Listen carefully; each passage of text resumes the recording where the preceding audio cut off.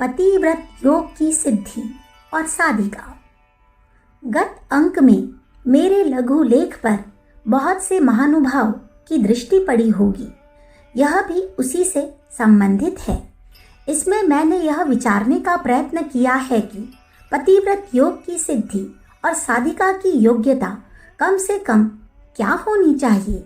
यदि पाठक पाठिकाओं ने उक्त लेख को मनन पूर्वक पढ़ा होगा तो वे यह बिना बतलाए ही समझ गए होंगे कि इस योग की सिद्धि तो यही है जो और सब योगों की अर्थात आत्मा का परमात्मा से अविच्छिन्न संबंध का ज्ञान तथा उसका अंतरतम से निरंतर सहज भाव से अनुभव। अब साधिका की योग्यता पर विचार करें। वैसे तो गीता में कथित दैवी संपत्ति में जितना ही अधिक गुण साधिका उपार्जित कर सके इस पथ में सहायक ही होगा, पर मैं तो उन्हीं गुणों की गणना करूंगी जो कि साधिका के हेतु अनिवार्य अथवा अत्यावश्यक है। आयु धर्म के मूल तत्वों पर विश्वास, ईश्वर का सर्वव्यापकत्व, उसकी न्यायशीलता, आत्मा की अमरता आदि। उक्त पथ पर जो देवियां चली है उन पर श्रद्धा तथा उनके चरित्र का अनुशीलन मनन, उनके असाधारण दिव्य कार्यों पर विश्वास और ये विश्वास कि जब आत्मा का परमात्मा से योग हो जाता है तब कोई भी उसके हेतु कार्य असंभव अथवा असाध्य नहीं रहता।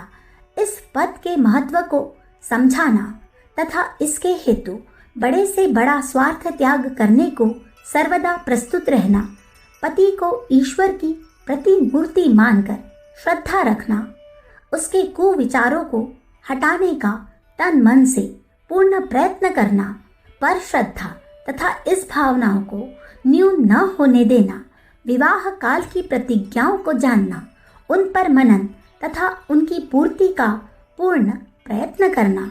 इस विषय में महाकवि हरिऔध जी की निम्न पंक्तियां कम महत्वपूर्ण अथवा कम विचारणीय नहीं है।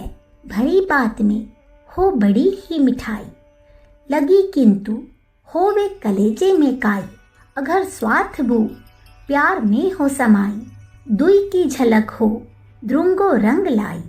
भला है न तो ब्याह मंडप में आना, भरे लोग में नेह गांठे लगाना।